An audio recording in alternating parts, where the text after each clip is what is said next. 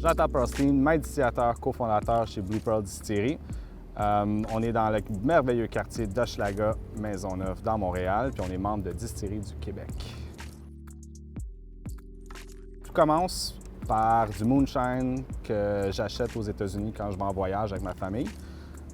Commence à boire, je trouve ça bien, puis je suis comme moonshine, tu sais, on est habitué d'avoir vodka, rhum, gin, mais moonshine, je me demandais c'était quoi, commence à faire de la recherche.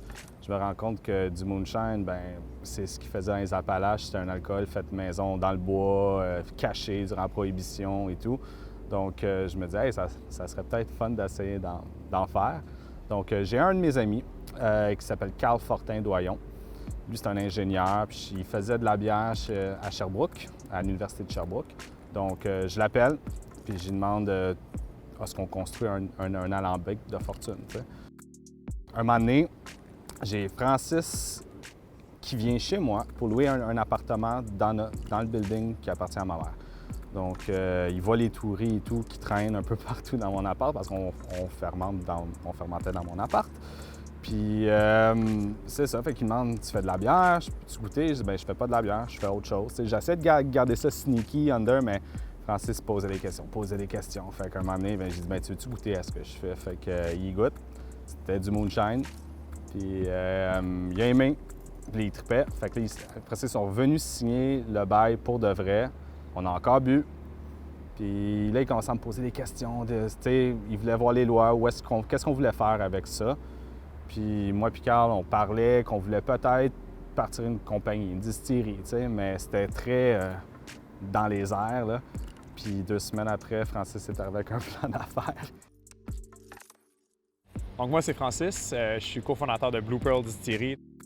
Moi, mon rôle, c'est s'occuper de la stratégie, de l'entreprise, les ventes, puis un peu tout ça, le marketing.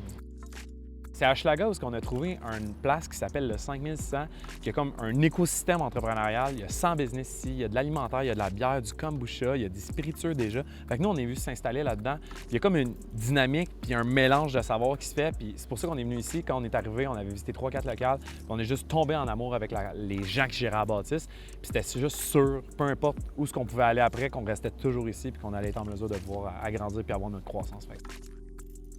Fait que nous, on est comme un trio, OK?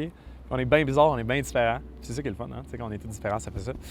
Carl, c'est un peu le savant fou de la gang. Carl, c'est un ingénieur chimique. Donc, il y a comme la rigueur du côté scientifique dans son profil, mais il y a aussi le côté créatif du gars qui aime faire de la bière parce que Carl brassait la bière, dans le fond, à la faculté d'ingénierie à Sherbrooke. Puis le côté créatif de la distillation. Moi, je suis plus là comme ressources techniques. Je suis là, moi, pour vraiment assurer les processus, aider les gars au point de vue de la production, suivi. Veux pas, c'est quand même une job qui demande une certaine rigueur au point de vue, je te dirais, de la gestion de notre inventaire. On travaille avec des produits qui sont réglementés. Donc, à ce niveau-là, moi, je suis un peu plus effacé, mais je suis plus au niveau vraiment là, de la gestion, puis de la production, puis des équipements, puis des méthodes de fonctionnement des équipements. On a Bleu Royal Gin, qui est le gin bleu du Québec, qui est comme l'ambassadeur de notre distillerie, qui a été notre premier bébé, qui marche super bien. On a tellement pu se développer comme entreprise avec ces produits-là. Puis finalement, on a un nouveau produit qui est un petit peu différent. Donc, Bleu Royal, c'est plus notre produit floral avec les fleurs du Québec, qui vient vraiment harmoniser avec les couleurs du Québec, ce qui est intéressant. Mais on a développé un nouveau produit qui est bas en alcool, qu'on appelle low ABV, qui est Jardin Verdé. Puis ça, c'est un gin. Je vais faire attention à ce que je dis, mais santé. Fait que c'est 30 % d'alcool.